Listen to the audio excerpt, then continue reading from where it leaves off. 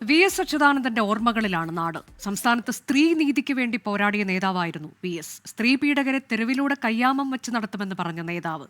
സൂര്യനെല്ലിയിലെ പെൺകുട്ടിക്ക് വേണ്ടി വി.എസ്. നടത്തിയ ഇടപെടൽ ഓർത്തെടുക്കുകയാണ് അധ്യാപികയും എഴുത്തുകാരിയുമായ സുജ സൂസൻ ജോർജ്.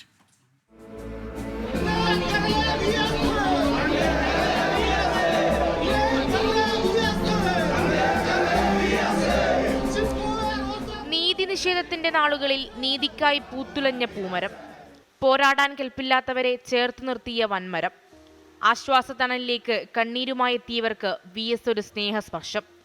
ഇടറിയ വാക്കുകളിൽ സൂര്യനെല്ലിയിലെ പെൺകുട്ടിയുടെ കുടുംബത്തിന്റെ അനുഭവം ഓർത്തെടുക്കുകയാണ് സുജ സൂസൻ ജോർജ്.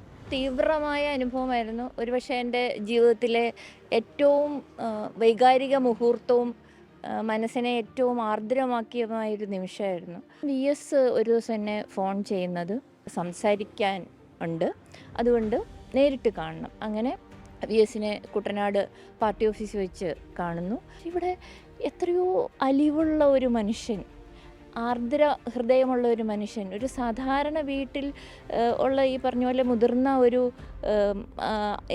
വീട്ടുകാരുമായിട്ടെല്ലാം അടുപ്പമുള്ള ഒരു മനുഷ്യൻ എങ്ങനെ സംസാരിക്കുമോ അതുപോലെ തോളിൽ തട്ടി അടുത്തിരുന്ന് ശരിക്കും ഇപ്പോഴും ഓർക്കുമ്പോൾ കണ്ണു നിറയുന്ന ഒരു അനുഭവമാണ്. കോടതികൾ കയറിയിറങ്ങുകയായിരുന്നു ആ കുടുംബം. 2013 കേസ് സുപ്രീം കോടതിയുടെ പരിഗണനയിലുള്ള സമയം. ആ വീട്ടിലേക്ക് പാർട്ടി സംവിധാനങ്ങൾ അറിയാതെ, പരിവാരങ്ങളില്ലാതെ വി.എസ്. എത്തി. കുടുംബത്തിന് താങ്ങായി എത്തിയ വി.എസ്. പെൺകുട്ടിയുടെ പിതാവിന് കുറച്ചു പണം നൽകി. പണം വാങ്ങാൻ മടിച്ച് പരിഭ്രമിച്ച പിതാവിനോട് വി.എസ്. ഇങ്ങനെ പറഞ്ഞു. അന്നേരമാണ് വി.എസിൻ്റെ ആ ഒരു വർത്തമാനം വരുന്നത്.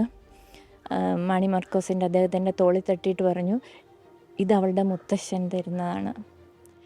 എന്നിട്ട് കൂടെ ചേർത്ത ഒരു വാചകം കൂടിയുണ്ട്, ഇത് എനിക്ക് ആരും തന്നതല്ല, ഞാൻ എവിടെ നിന്നും ചോദിച്ചു വാങ്ങിയതല്ല, ഇതെൻ്റെ പെൻഷൻ തുക ഞാൻ മിച്ചം പിടിച്ച് ഉണ്ടാക്കിയ പൈസയാണ്, അത് വാങ്ങിക്കോളൂ എന്ന് പറഞ്ഞ് അവർക്ക് ആ പണം അവർക്ക് അത്യാവശ്യമായിരുന്നു ആ സമയത്ത്. പക്ഷേ ആ പണത്തിനേക്കാളിലൊക്കെ എത്രയോ മടങ്ങ് അവരുടെ ജീവിതത്തെ മുഴുവൻ ആശ്വസിപ്പിക്കുകയും ചേർത്ത് പിടിക്കുകയും എന്തിന് കണ്ടു നിന്നതിനെ പോലും ജീവിതം മുഴുവനും സ്വാധീനിക്കുകയും ചെയ്ത ഒരു ചെറിയ സന്ദർഭമായിരുന്നു അത്.